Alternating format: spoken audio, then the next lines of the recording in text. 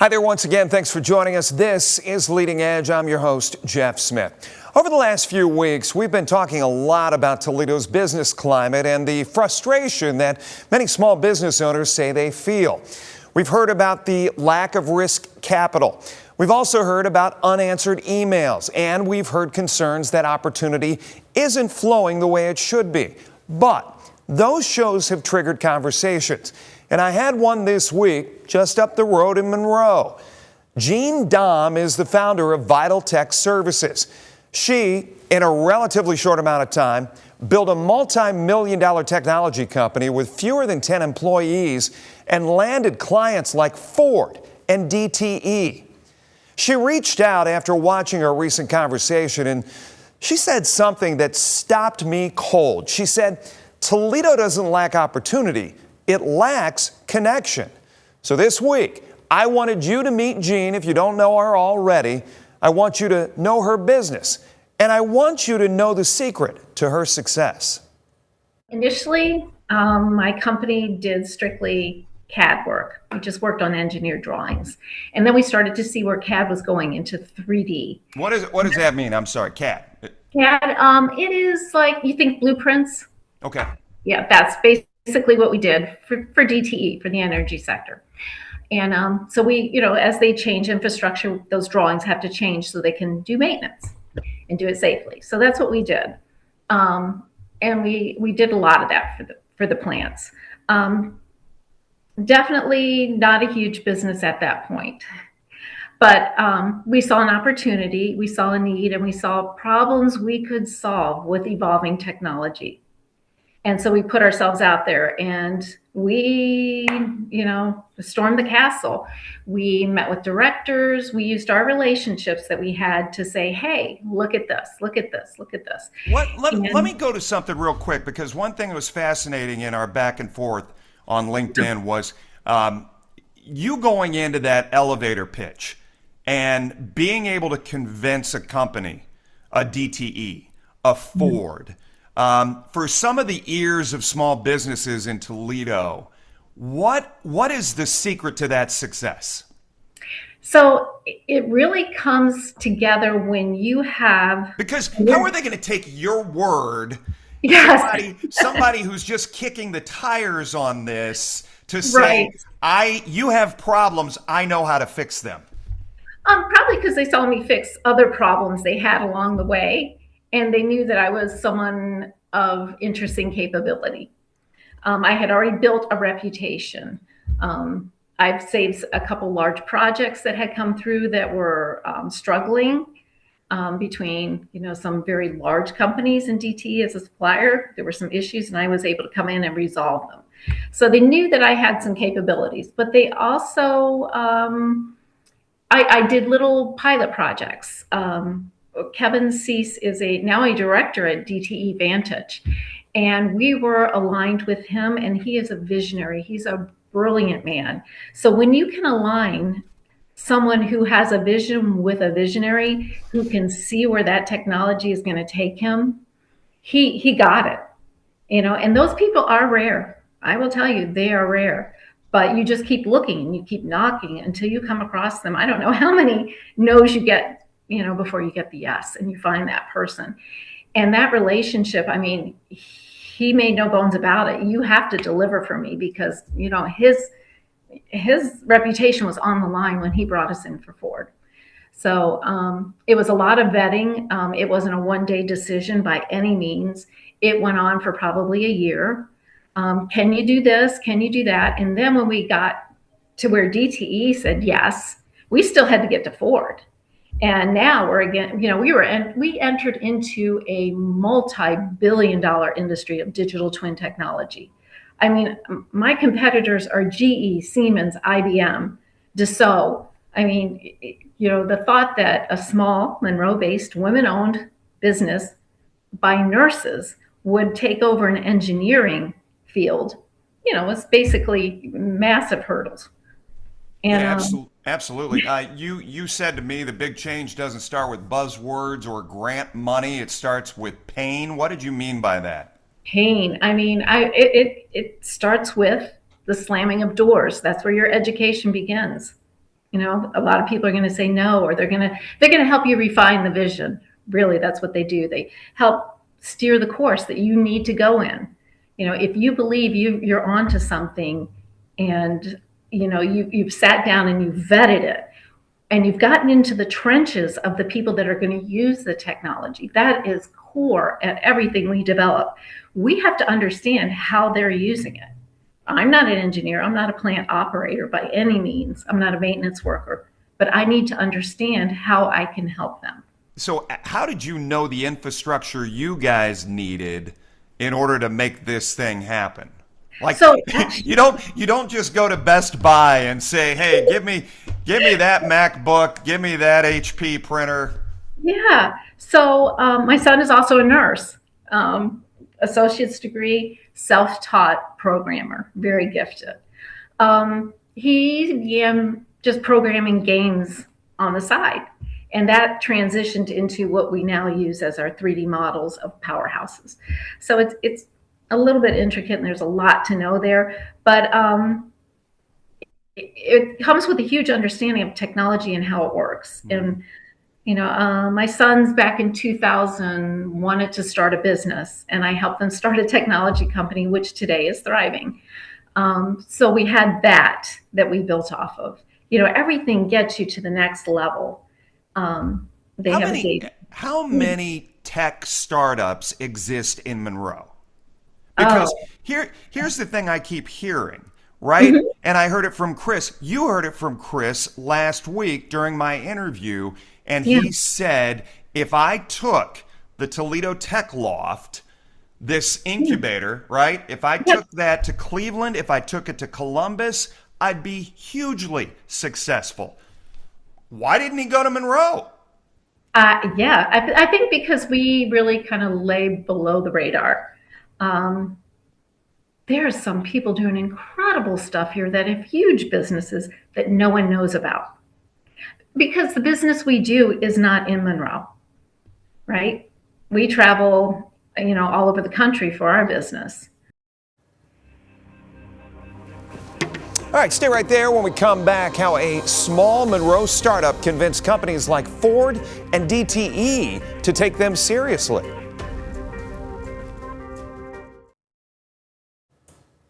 Welcome back. Our conversation continues with Jean Dahm. She didn't start Vital Tech with millions in backing. She didn't have a giant staff, and she didn't have a built-in pipeline to Fortune 500 companies. What she did have was experience, credibility, and a willingness to be vetted. This is how a small company earned its way into rooms most startups never see. Walk me through how Vital Tech went from being this small company to working alongside Ford, DTE. What was the moment? What was there that pinpoint moment that opened the door for you guys?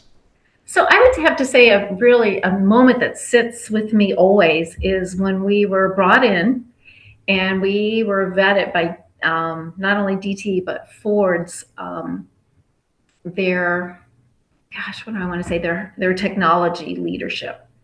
And now you're playing with the big boys. Make no mistake, and I'm someone who appreciates that when I walk in the room, they don't see me as a woman. They see me as a potential vendor, and they're going to drill me on it and treat me like they treat everyone else. I need that. That makes me better, right? So when I came into that room, that's what I received. There was no bones about it. You were going to demonstrate your technology.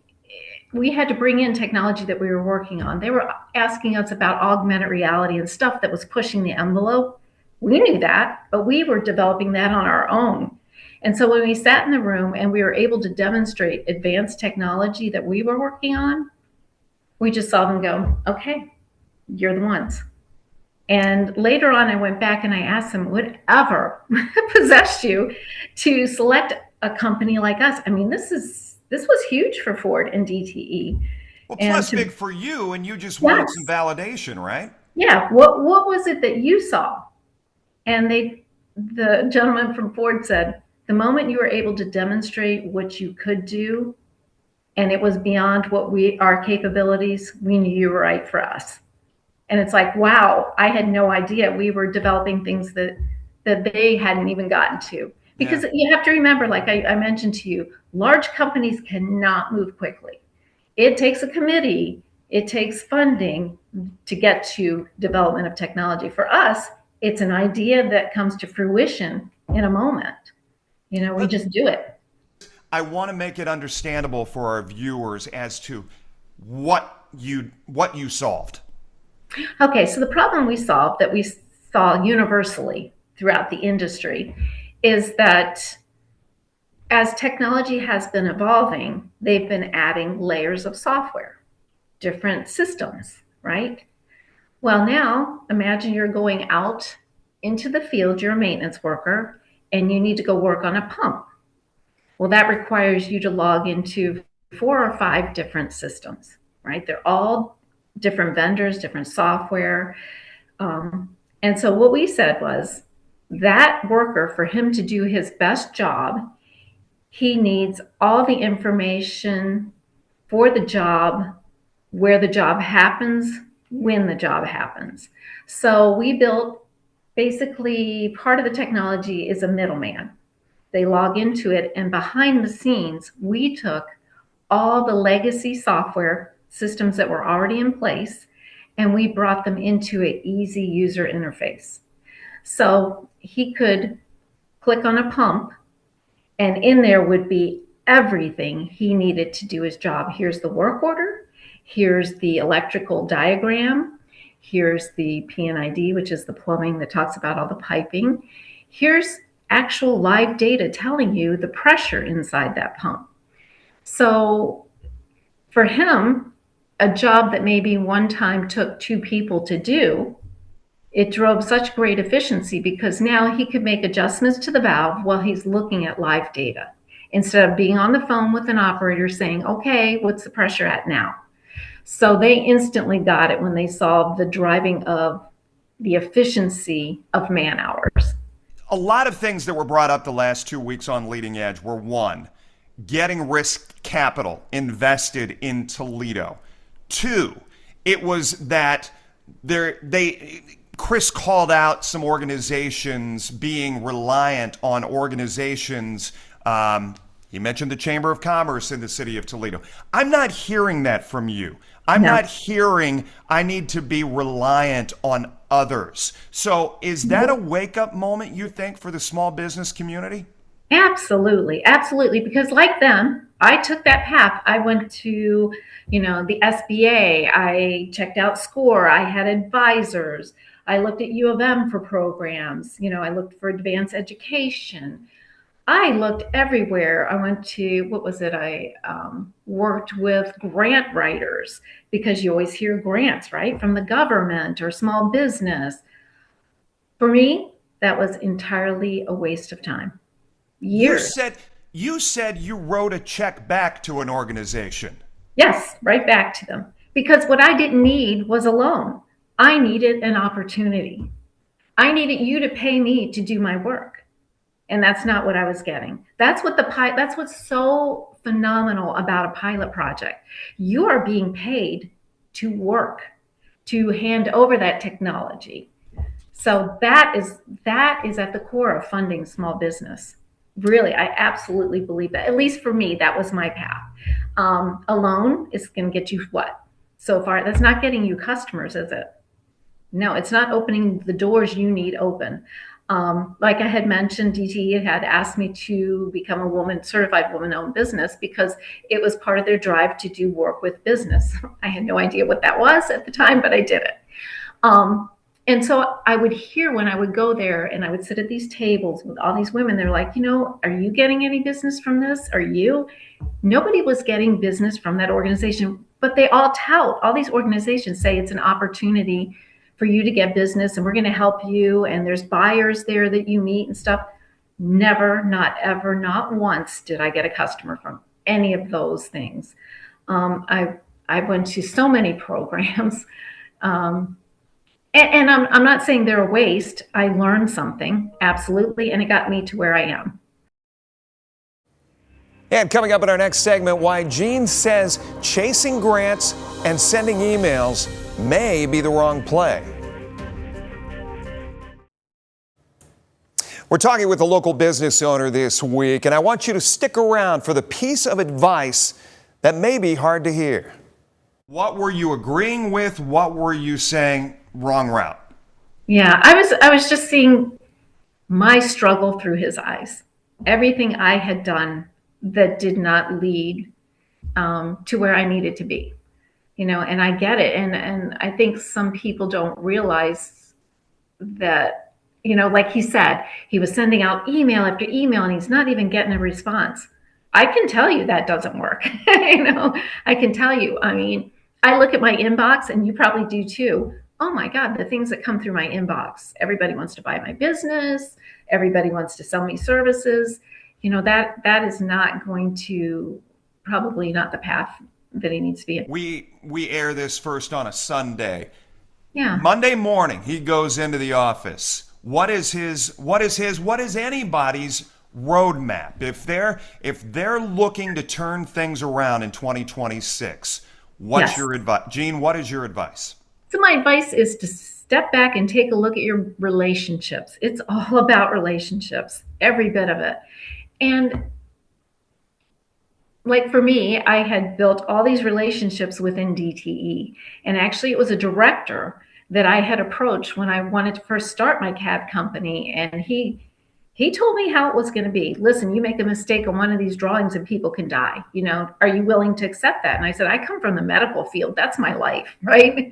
So that was a relationship. He knew who I was at my core, that I'm there and I delivered for him repeatedly. And so I went back and I took an account of those relationships and I asked for more. And I said, okay, his name is Dan. He's now retired from DTE. I said, I'm doing this now.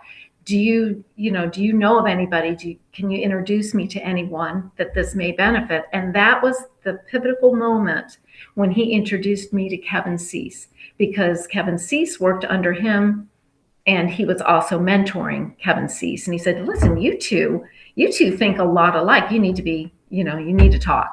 And so that started the conversation on the digital twin. We did a free pilot project, very small, demonstrating what we could do for him when he was at Warren Truck Assembly Plant, when he was the manager for DTE out there. And so that got Kevin thinking about his next leap, which was going to be with DTE, Vantage, and Ford, and then bringing us back in under that. So it's taken account of those relationships and building off of them. Are you saying using those relationships as potential investors or people who word of mouth are spreading the word about you? Yes, word of mouth. They're invested, or they have taken an interest in you and in helping you because they see value in it. And there's a lot of people out there that are willing to mentor. Seek mentors out. Absolutely. If you're going into a field like he was a mentor, I sought out. I didn't know him well, but over the years, I've come to know him real well. And others at DTE as well that have, pointed me in a direction or said, you really don't want to do that. You probably want to look more like this. They want to see you succeed. There's so many people that want to help. I want to see small businesses succeed. Is what I'm hearing from you today that this is a moment to pull up your bootstraps and be reliant on yours truly? That's what I prefer. I don't know about you, but my experience with pretty much every government agency is they've never been the solution. They tend to run very slow. They tend to not be advanced. I think it's good intentions, but we all know where that paves. Yeah. It just doesn't get us there. But I would say for your like local elected officials, they've got the ear of these large industries. They can have a conversation with Libby Glass, or they can go down to Jeep and say, hey, why can't we replicate Ford? They're the ones that have to get the discussion going.